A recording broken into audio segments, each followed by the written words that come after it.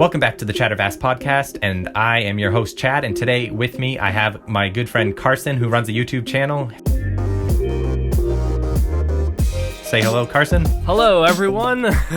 Yeah, so we're going to have a little bit of collaboration. We talked on his channel about Biden, Harris, and some of their plans and stuff, and over here on my channel, we're going to be talking about some of the points regarding social media and censorship. Bum, bum, bum, like big bad social media. Yeah. All the rage lately, I know. So I think you've talked about this in particular regarding Jack Dorsey and Twitter and some of the other things. What is your take on, do you see a lot of people in your circles, because you regard yourself as a libertarian, do you see a lot of people like moving to other alternatives? Oh, definitely. Yeah. Like, and here's I do see, I would say a lot of people are starting to try and move to alternatives just because Twitter no longer is satisfying the need of the consumer. And obviously a libertarian could talk to you about that for days and days and days. But people, if the business is no longer going to do what the consumer needs it to, then the consumer is just going to move to a different platform. And that is what I am seeing a lot of times is people are just, they're sick and fed up with Twitter trying to put its nose in other people's business, and they're moving. Yeah, exactly. And I think obviously in a free market and a competitive business world, I'm expecting that Twitter and Facebook aren't going anywhere because they have a user base that actually enjoys what they're doing. So I think they're going to be around. But what do you think, like, as far as the alternatives that are out there? Have you tried some of these other ones? I know I posted some stuff and I know you have accounts on some of them, but like, what do you think as far as their usability and how they're progressing? I think they're doing, in one world, I think they're doing decent. I think they're doing okay because they're creating a product that is essentially easily, people can migrate easily between the two. Yeah.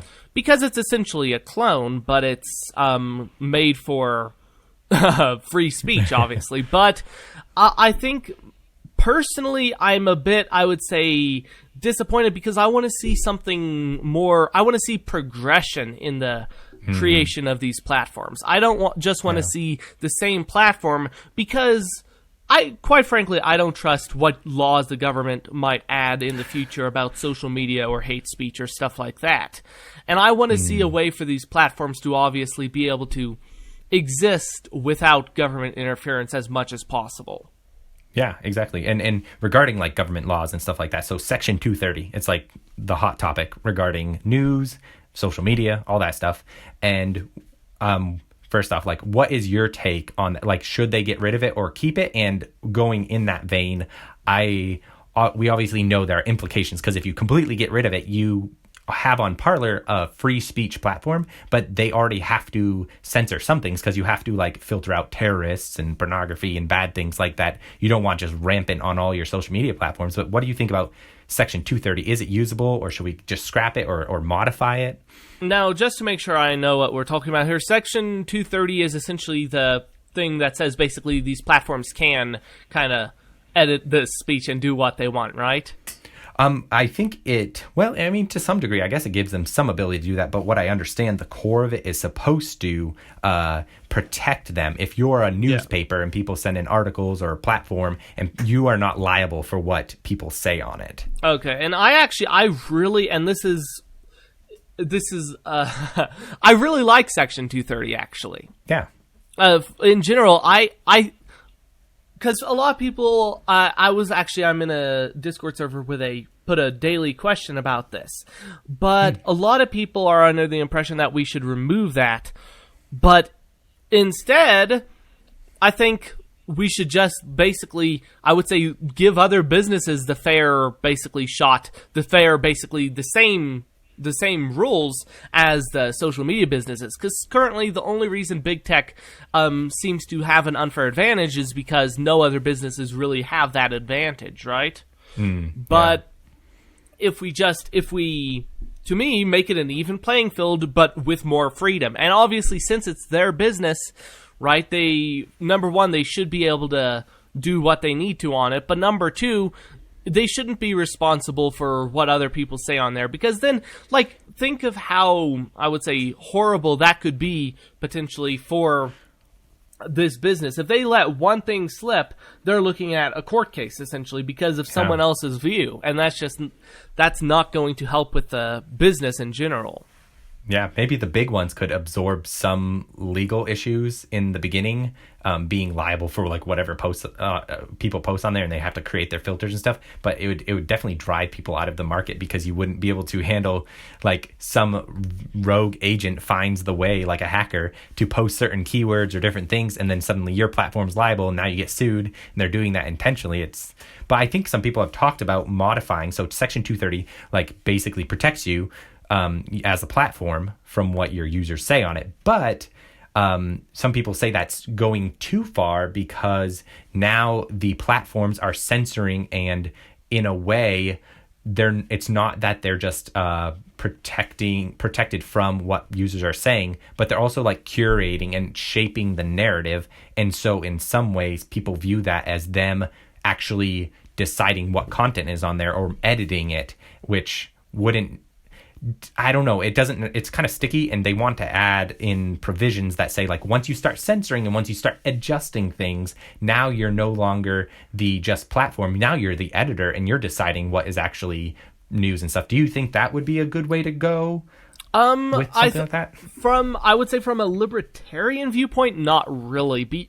Simply because that's their platform, right? So yeah. If they want to edit content, I've said this in my videos before, but I have no problem with that. I'll let them edit content all day long, but they're going to lose business.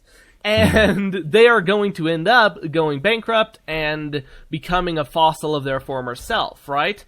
If a business does not keep up with the times and does not do what people want it to do and what's required of it, it's going to go bankrupt. And that's, to me, what we should rely upon more than government intervention in that area, is just let the business ruin itself. If it wants to ruin itself, I'm not going to complain. And that's one false assumption a lot of people have about libertarianism, is that libertarians love business. No, they love the market, right? If a business is doing something bad, libertarians are the first ones to say, no, let it basically die out. And that's my thing, is I'm uncomfortable with, I would say, any further additions to the 230 rule that could potentially add to the censorship and ability of government to restrict these platforms, because that, to me, is more dangerous than these platforms restricting speech on them themselves. Yeah, exactly. I mean, and here's the last thing that I wanted to get to is, what do you think as far as the platforms, the big ones? I mean, Parler's kind of big nowadays. I think it's like 10 million users or something like that. But Facebook and I almost want to say YouTube, but like Google and YouTube, it's so vague and amorphous, like which entity is what and who's controlling what. So regarding mostly Twitter and Facebook, I think, some people say, like, are they too big to fail, that their hands are not just in, like, Jack Dorsey's out there. He obviously has a bunch of money because he's buying his maximum limit of Bitcoin every day. And his platform is probably invested in other technologies that I'm unaware of, but I know Facebook has like Oculus and other things. They're not in the business of social media. They're in the business of data science and other things like that. So what do you think, like, even if you have all this exodus of people, do you think that they're going to fail, or that they might just, like, they have so much money, they're going to reinvent themselves into some other field? I personally, I never am going to say a business is too big to fail.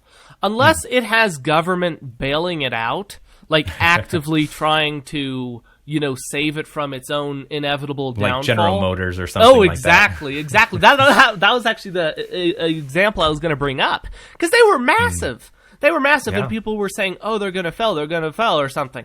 Then they start failing. Government's like, "No, you're not going to fail yet." And that's the problem we're going to have, is if Facebook goes out of business, which a lot of times businesses do that, right? Then basically the government is going to bail them out. But I mean, back a few years back, I'm sure people would have viewed Yellow Pages as too big to fail.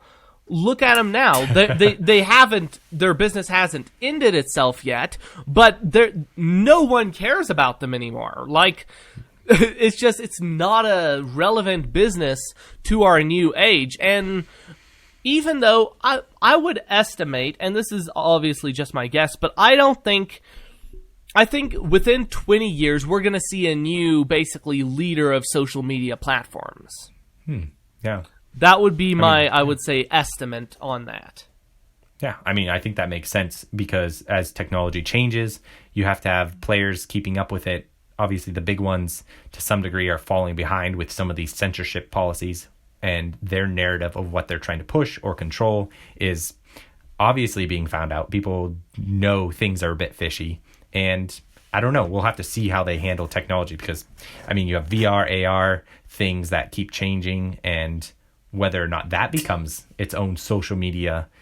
I mean, I know to some degree VR and AR stuff is like they have social media stuff built into that. But I don't know. That'll be interesting to see what happens. Elon Musk will put brain chips on everybody, and then we'll all be hive mind. You know, that's all social media. Scary stuff. I don't know if I want that. Yeah. I do not want that because I could imagine a hacker having a field day on that stuff. Yeah, exactly like that, you know, Futurama episode where they just put advertisements into your brain while you're sleeping. It's like, whew, I want some peace and rest, man. Yeah, that would be interesting. That's for sure. Exactly. Well, hey, I guess that's all we got for you guys on the Chattervast podcast today. Remember, check out Carson's link in the description. He talks about a bunch of politics-related issues and other things, and great guy. And thanks again for being with me here today, Carson. Oh, yeah, thank you. All right, we'll see you guys next time.